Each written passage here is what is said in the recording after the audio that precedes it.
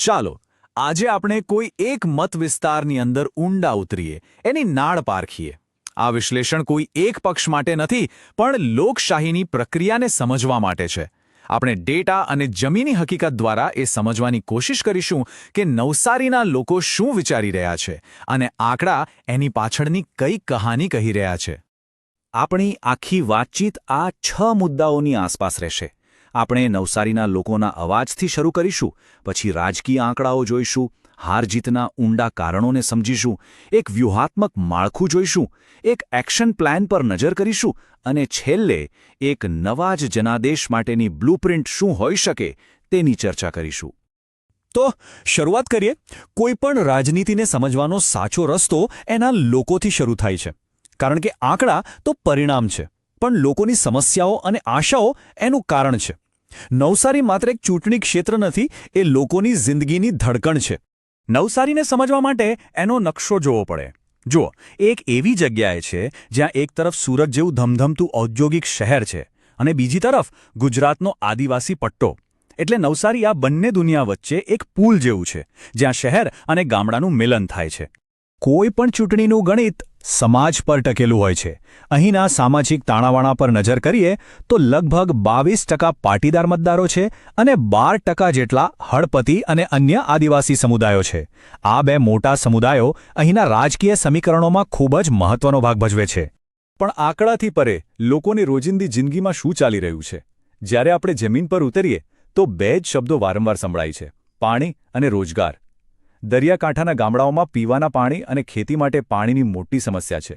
અને બીજું, સ્થાનિક સ્તરે સારી નોકરીઓ નથી, એટલે મોટાભાગના યુવાનોને રોજ સુરત સુધી ધક્કા ખાવા પડે છે. આ બે મુદ્દા અહીંના લોકોના જીવનના કેન્દ્રમાં છે. અને જ્યારે આપણે લોકોની આ ફરિયાદો સાંભળીએ છીએ, ત્યારે એ યાદ રાખવું જરૂરી છે કે દરેક નાગરિકને ગૌરવપૂર્ણ જીવન જીવવાનો બંધારણીય અધિકાર છે. જાણકાર બનીને પોતાની વાત જવાબદારીપૂર્વક રજૂ કરવી, એ જ તો લોકશાહીનો સાચો અર્થ છે. લોકોના મનની વાત તો થઈ. હવે જોઈએ કે મતપેટી શું કહે છે, કારણ કે લોકોની લાગણીઓ જ્યારે વોટમાં ફેરવાય છે ત્યારે રાજકીય પરિસ્થિતિ બદલાય છે. ચાલો છેલ્લા કેટલાક વર્ષોના આંકડા જોઈએ. આ ટેબલ પર જરા ધ્યાન આપજો. આ કોઈ એક ચૂંટણીની વાત નથી, આ લગભગ 25 વર્ષનો આખો એક રાજકીય પ્રવાહ છે. 1998માં ભાજપનો વોટ શેર લગભગ 47% હતો, જે ધીમે ધીમે વધીને 2022માં લગભગ 65% સુધી પહોંચી ગયો. એની સામે કોંગ્રેસનો વોટ શેર સતત ઘટતો ગયો. આ આંકડા સ્પષ્ટપણે એક મોટા રાજકીય બદલાવનો સંકેત આપી રહ્યા છે. અને 2022ની ચૂંટણીમાં આ પ્રવાહ એકદમ સ્પષ્ટ થઈ ગયો.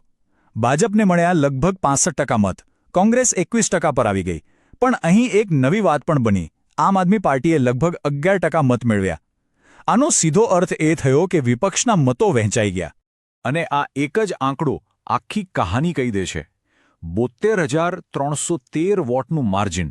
ટકાવારીમાં કહીએ તો લગભગ 44%નો તફાવત. આ માત્ર જીત-હારનો આંકડો નથી, આ એક રાજકીય પહાડ છે. પડકાર કેટલો મોટો છે એ આ એક નંબર પરથી સમજી શકાય છે. તો સવાલ એ છે કે આટલો મોટો 44%નો તફાવત આવ્યો ક્યાંથી? માત્ર પરિણામ જોવું પૂરતું નથી, એની પાછળના કારણોનું વિશ્લેષણ કરવું જરૂરી છે. આ કોઈ એક વ્યક્તિ કે ઘટનાનું પરિણામ નથી, પણ એની પાછળ વ્યવસ્થાગત કારણો છે. ચાલો એને સમજીએ. ક્યારેક એક નાની સરખી વાત, એક વાક્ય આખી પરિસ્થિતિને ઉઘાડી પાડી દે છે. ચૂંટણી પ્રચાર વખતે થયેલી એક ચર્ચા, જેમાં બિયર વિરુદ્ધ પાણી જેવી વાત સામે આવી, એણે લોકોની મૂળભૂત જરૂરિયાત અને શાસનની પ્રાથમિકતાઓ વચ્ચેનું અંતર સ્પષ્ટ કરી દીધું. આનાથી લોકોની ફરિયાદોને જાણે એક પ્રતીક મળી ગયું. ચૂંટણી એ ખરેખર તો 2 વાર્તાઓની ટક્કર હોય છે. એક તરફ શાસક પક્ષની વાર્તા હતી: મોટા વિકાસ પ્રોજેક્ટ્સ, ડેમ, ટેક્સટાઇલ પાર્ક અને સરકાર કી ગેરંટી જેવો મજબૂત સંદેશ. તો બીજી તરફ પડકારનાર પક્ષની વાસ્તવિકતા શું હતી? જમીન પર નબળું સંગઠન, ઉમેદવારની ઓછી ઓળખ અને એક વેરવિખેર સંદેશ જે લોકો સુધી પહોંચી જ નહોતો રહ્યો. કોઈપણ રાજકીય પડકારને પહોંચી વળવા માટે એને જુદા જુદા ભાગોમાં વહેંચીને જોવો પડે છે. આપણે અહીં પડકારનાર પક્ષની સ્થિતિનું 4 અલગ અલગ મોરચા પર વિશ્લેષણ કરીશું. અમે એને ચતુર્મુખ સિદ્ધાંત કહીએ છીએ. એટલે કે ચૂંટણી, સંગઠન, વાર્તા અને સંસાધનો, આ 4 મોરચા પરની સ્થિતિ. તો ચાલો આ 4 મોરચા પર એક નજર નાખીએ. ચૂંટણીના મોરચે તાકાત મધ્યમ કહી શકાય, કારણ કે વિપક્ષના વિખરાયેલા મતોને ભેગા કરવાની તક છે. પણ સંગઠનના મોરચે ખૂબ મોટી નબળાઈ છે. પાયાના કાર્યકરોની ફોજ ફરીથી તૈયાર કરવી પડશે. વાર્તા ઘડવાના મોરચે ફરીથી મધ્યમ તાકાત છે, કારણ કે પાણી અને રોજગાર જેવા મુદ્દાઓ પર એક મજબૂત વાત બનાવી શકાય છે. અને છેલ્લે સંસાધનોના મોરચે સ્પષ્ટ નબળાઈ છે, કારણ કે સામે પક્ષ પાસે ઘણું મોટું ભંડોળ છે. ઓકે, સમસ્યાઓ તો સમજાઈ ગઈ, નબળાઈઓ પણ દેખાઈ ગઈ, પણ હવે શું, એનો રસ્તો શું છે? હવે આપણે નિદાનમાંથી ઉપચાર તરફ જઈએ. અહીં એક ચોક્કસ, સમયબદ્ધ 90 દિવસીય યોજનાની રૂપરેખા છે કે આ પડકારોનો સામનો કેવી રીતે થઈ શકે. કોઈપણ મજબૂત ઇમારત માટે પાયો મજબૂત હોવો જોઈએ. અહીં પણ એવું જ છે. પહેલા 45 દિવસનું કામ છે જમીન પર ઉતરવાનું, ઘરે ઘરે જઈને લોકોની ફરિયાદો સાંભળવી અને સ્થાનિક સમિતિઓ બનાવવી.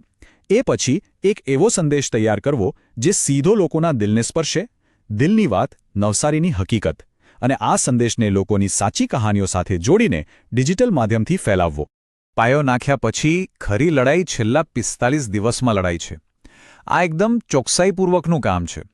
દરેક બૂથ પર કેપ્ટન તૈયાર કરવા, તેમને ડેટા સાથે લક્ષ્ય આપવા, પછી મોટા જનસંપર્ક કાર્યક્રમો દ્વારા મતદારોને એકત્ર કરવા, અને છેલ્લા 10 દિવસમાં એ સુનિશ્ચિત કરવું કે દરેક સમર્થક મત આપવા માટે ઘરની બહાર નીકળે.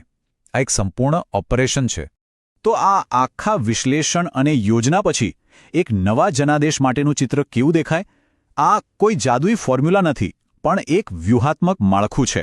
જો આ બ્લુપ્રિન્ટને સાચા અર્થમાં લાગુ કરવામાં આવે તો પરિણામ બદલવાનો રસ્તો ખુલી શકે છે.